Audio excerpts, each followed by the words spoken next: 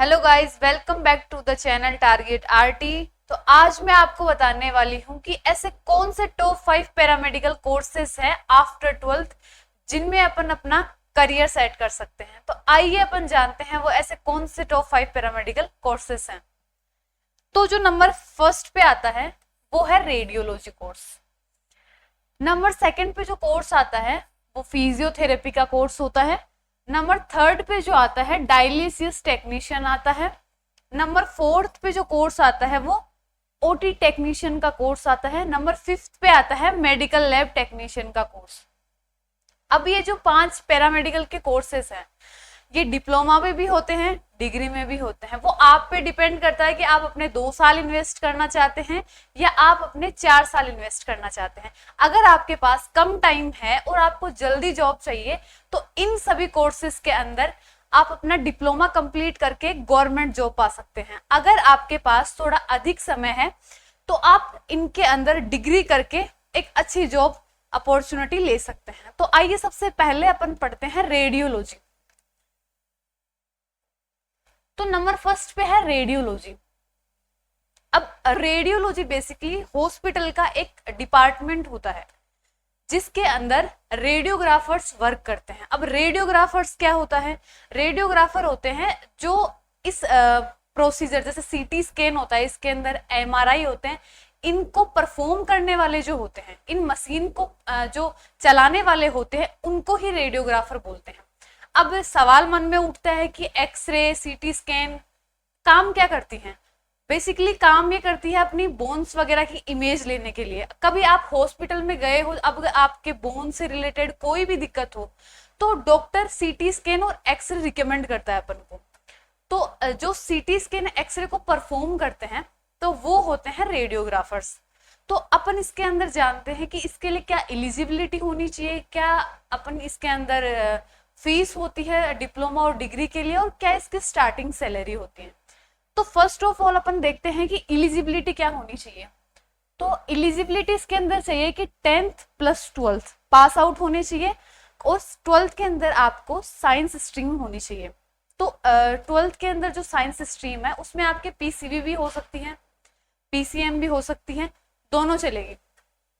अब अपन देखते हैं कि फीस क्या होती है डिप्लोमा के लिए और डिग्री के लिए क्या होती है। दोनों के लिए अलग अलग होती है क्योंकि टाइम ड्यूरेशन भी दोनों का सेम नहीं होता।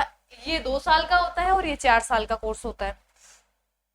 अब गवर्नमेंट कॉलेज के अंदर भी डिप्लोमा होता है और आपका डिग्री भी गवर्नमेंट कॉलेज के अंदर हो सकती है, और उसी तरीके से प्राइवेट में भी डिप्लोमा होता है और प्राइवेट में भी आपकी डिग्री हो सकती है।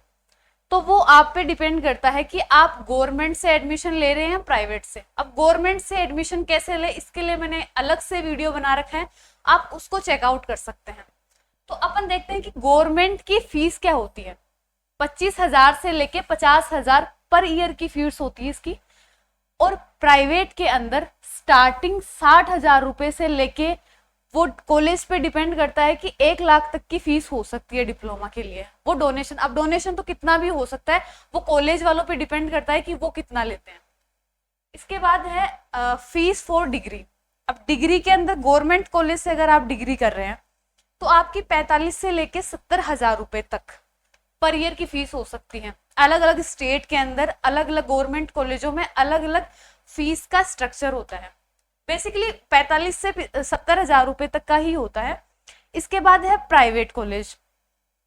अब प्राइवेट कॉलेज के अंदर अगर आप डिग्री कोर्स करना चाहते हैं तो डिग्री एक तो बड़ा कोर्स है, दूसरी आपको सैलरी डिग्री में ज्यादा मिलेगी डिग्री करने के बाद। तो इसमें स्टार्टिंग जो फीस होती है वो 1.5 लाख रुपए से लेके 2.5 लाख रुपए पर ईयर की फीस हो सकती है। अब अपन जानते हैं कि एलिजिबिलिटी फीस हो गई, अब सैलरी क्या मिलेगी रेडियोलॉजी में। तो एज अ फ्रेशर जब आप काम करने जाते हैं तो स्टार्टिंग जो सैलरी होती है वो 15,000 से लेके 20,000 तक होती है, और जैसे जैसे आपका एक्सपीरियंस बढ़ता है 30, 40, 50, 60, 70,000 रुपए तक हो जाती है आपकी सैलरी।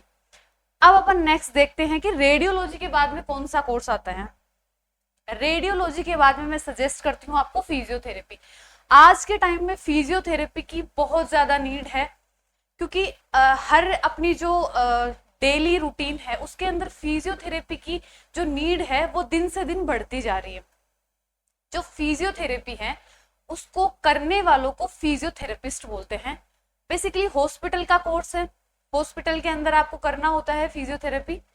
और जैसे पेशेंट को एक्सरसाइज वगैरह कराने के लिए फिजियोथेरेपिस्ट होते हैं, तो इनके लिए अपन को एलिजिबिलिटी क्या होनी चाहिए, अपनी फीस क्या होनी चाहिए और अपनी सैलरी क्या होती है, अपन ये देखते हैं। तो एलिजिबिलिटी तो वही 10th और 12th होनी चाहिए, लेकिन इसके अंदर ये है कि पीसीएम वाले नहीं कर सकते, पीसीबी होना मस्ट है फिजियोथेरेपी के लिए। और फीस अपन देखते हैं तो डिप्लोमा के लिए और डिग्री के लिए वही सेम, दोनों में अलग अलग फीस होती हैं। तो गवर्नमेंट कॉलेज से अगर आप डिप्लोमा करते हैं तो आपको 10,000 से लेके 20,000 रुपए पर ईयर तक की फीस होती है।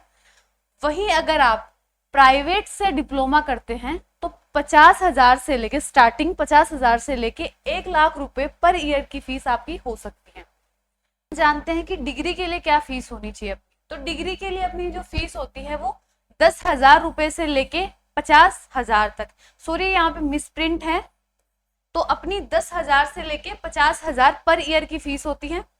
और वही प्राइवेट से अगर आप डिग्री कोर्स करना चाहते हैं या बैचलर करना चाहते हैं फिजियोथेरेपी में, तो वो स्टार्टिंग 1 लाख रुपए से लेके 2 लाख रुपए पर ईयर की फीस हो सकती है अपनी।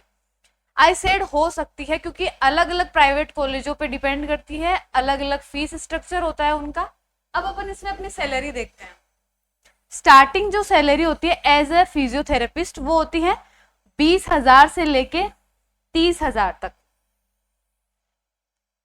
20,000 से लेके 30,000 तक आपकी स्टार्टिंग सैलरी होती है। इसके बाद अपन देखते हैं थर्ड, जो नंबर थर्ड पे आता है वो है डायलिसिस टेक्नीशियन।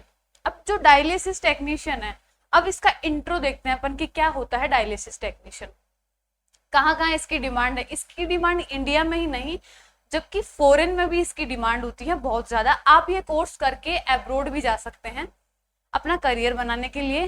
तो अब जो डायलिसिस टेक्नीशियन होता है इसके अंदर जो मशीन्स होती है उनका काम क्या होता है, तो जो काम होता है इनका यहाँ पे कि जब हमारी किडनी सही तरीके से काम नहीं कर पाती, हमारे ब्लड को सही, जो हमारे ब्लड की इम्प्योरिटीज होती है उनको सही तरीके से फिल्टर नहीं कर पाती, तो बॉडी की जो फिजियोलॉजिकल एक्टिविटीज है उनको बनाए रखने के लिए आर्टिफिशियल मशीन के थ्रू ब्लड को प्यूरिफाई करने का काम करते हैं।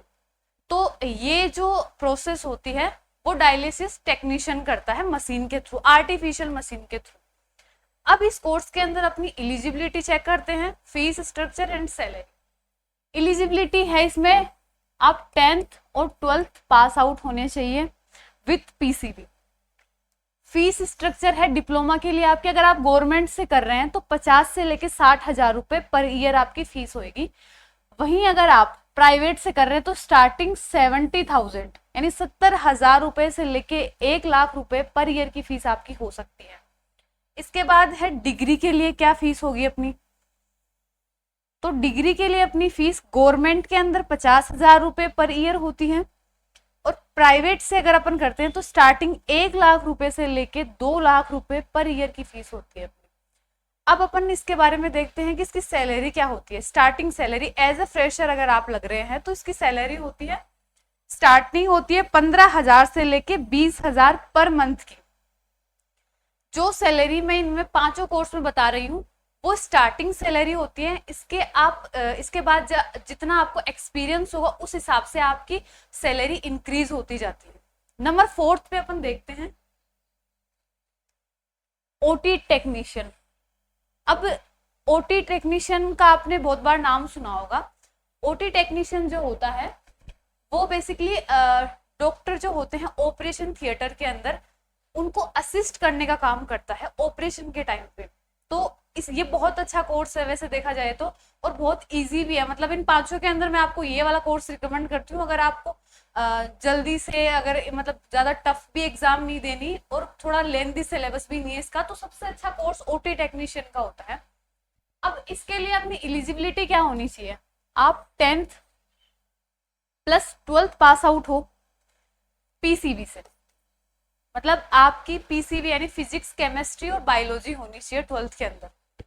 अब फीस फॉर डिप्लोमा, डिप्लोमा के लिए अगर आप ओटी टेक्नीशियन बनने के लिए डिप्लोमा कर रहे हैं, 2 साल का कोर्स कर रहे हैं, तो उसमें अगर आप गवर्नमेंट कॉलेज से कर रहे हैं तो आपकी फीस होती है स्टार्टिंग 50,000 से लेके 60,000 तक की फीस होती है पर ईयर की।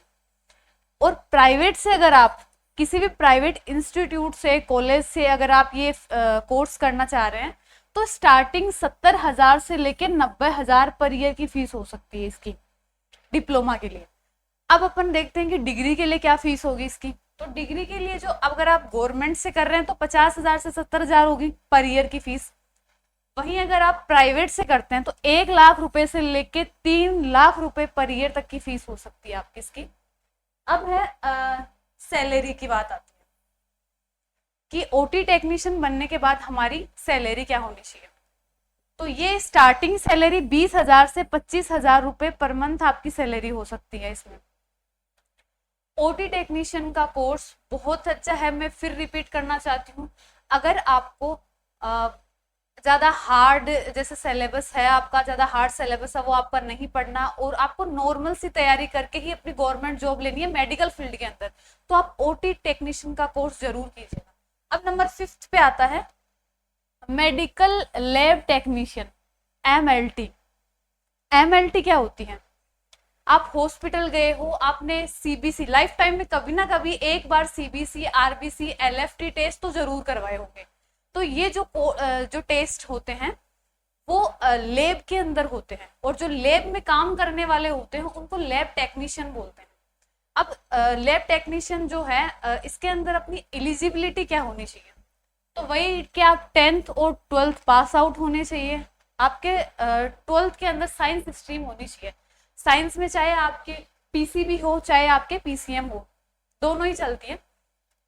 अब देखते हैं इसके लिए अपन डिप्लोमा के लिए अपन फीस देखते हैं। तो डिप्लोमा के लिए गवर्नमेंट कॉलेज से अगर आप ये कोर्स करते हैं तो 12,500 से लेके 36,000 रुपए पर ईयर की फीस हो सकती है। वहीं अगर आप प्राइवेट से ये कोर्स करना चाहते हैं तो स्टार्टिंग 1 लाख रुपए से लेके 2.5 लाख रुपए पर ईयर की आपकी फीस हो सकती है। इसके बाद है कि डिग्री के लिए गवर्नमेंट कॉलेज में आपको 10,000 रुपए से 50,000 रुपए देने होते हैं और प्राइवेट के अंदर आपको स्टार्टिंग 90,000 रुपए से लेके 1 लाख रुपए पर ईयर की फीस देनी होती है। अब अपन ने फीस देख ली, एलिजिबिलिटी, इंट्रो सब देख ली। अब अपन सैलरी देखते हैं। सैलरी है 20,000 रुपए से लेके 25,000 रुपए पर मंथ, इतनी अपनी सैलरी होती है। तो मेरे हिसाब से टॉप 5 पैरामेडिकल कोर्सेस में सबसे अच्छा जो कोर्स है वो अपना है ओटी टेक्नीशियन, रेडियोलॉजी। अगर आपको कंफ्यूज होगी 5 पैरामेडिकल कोर्सेस में भी मैं अपने को कौन सा करना चाहिए, तो ओटी टेक्नीशियन और रेडियोलॉजी में प्रीफर करती हूँ। आप ये दोनों कोर्सेस में से कोई सा भी चूज कर सकते हैं। दोनों कोर्स इन 5 में से और भी बेस्ट है। Thank you so much.